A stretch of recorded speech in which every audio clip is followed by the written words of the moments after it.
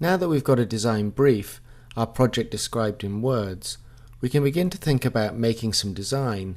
We can begin to think about the broadest sense of how design works in a UI project, the look and feel of the project. Another way to think about it is to think about the style and the mood of a project. So if you look at it in terms of style frames, for instance, you could think about what would it be like if a single slice of this project was to be finished. And that's often done in motion projects. In print projects, there's also a thing called a mood board, where you try and paint a broad picture of research and the look and feel of a project. What all of these things are trying to do, and they're fairly interchangeable expressions, is that they're trying to envision the overall design direction. And this is still part of pre-design. We're not really working with words now, but we're working with very broad visual strokes. It gets us into a mode of pre-production, and it's before we've really produced anything. It's pre-commitment as well. It's before we've really made any design decisions that we have to stick to. And what that means is it's before we've really spent any money. You have to get all the components right before a project goes into production and might cost millions of dollars, where thousands of people might be using it and hundreds of people beta testing it. So it's important to get these things right before you go into production. And this gets at the core of what a lot of UI design really is. It's about envisioning the design. It's about imagining that design, trying to give it a visual form even though it doesn't really exist. In a lot of ways, UI designer is trying to visualize the invisible, and this is one of the most important skills that UI designers have. One of the easiest ways to start to do that is to start to look at style boards. So if we go back to our original idea of a digital microscope for amateur scientists to operate on your phone, we could start to think about what that might look like. So to begin with, we could do some visual research, which is easy to do nowadays, where you can go online, you can find copyright-free images, for instance, and we could look at what kind of images might look like they're seen through a digital microscope. We could look at scientific images, we could look at how the phone could be used as a microscope, and this will give us a range of what the imagery might feel like.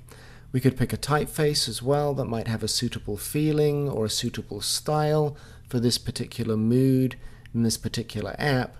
And likewise, we could pick colors, so we could have a color palette that we might use. And these are all very, very broad design elements that we're choosing. For instance, here I'm picking a color palette just out of the imagery that I've already found to try and get a relationship between the color palette and the imagery.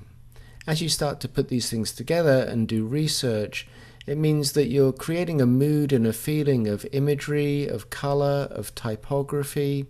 So if we take those research images that we found, we could actually use those and we could build a single piece of work that has a mood and a tone that tries to reflect what we're trying to get at with our app.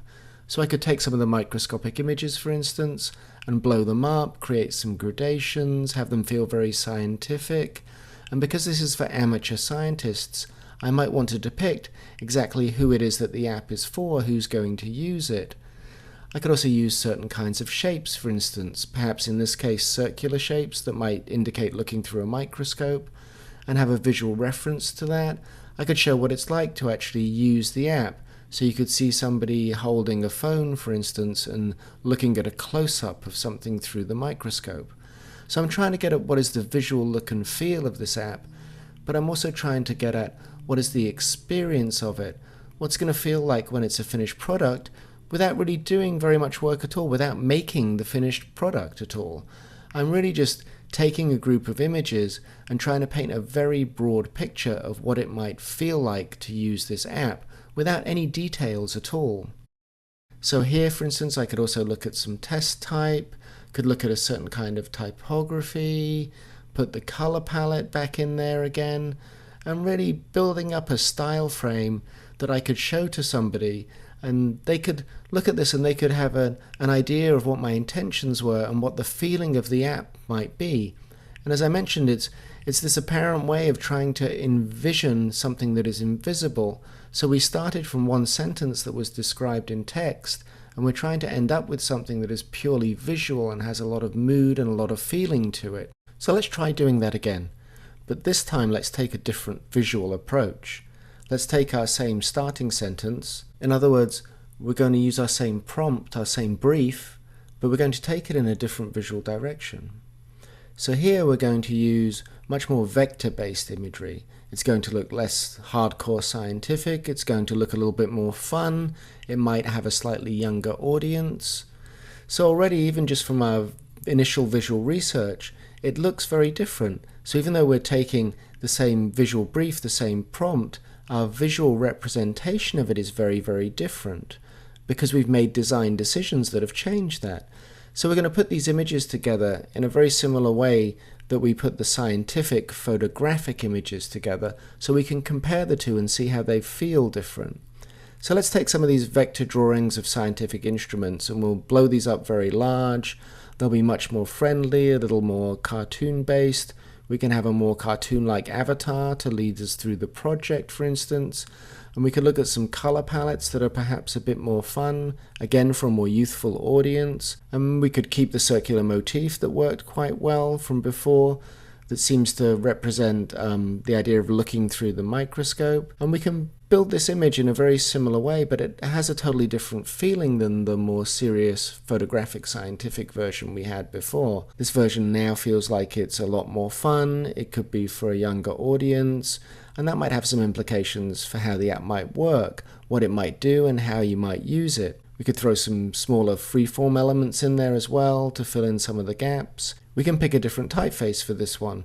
It's a lot more fun, so let's pick something that's perhaps a bit more contemporary, less scientific. How about something that is a geometric sans serif, for instance? Something that is quite neutral, but quite contemporary as well. And we'll do the same exercise where we'll take parts of the color palette and we'll use those. So we'll pull that out of the imagery to make a color palette.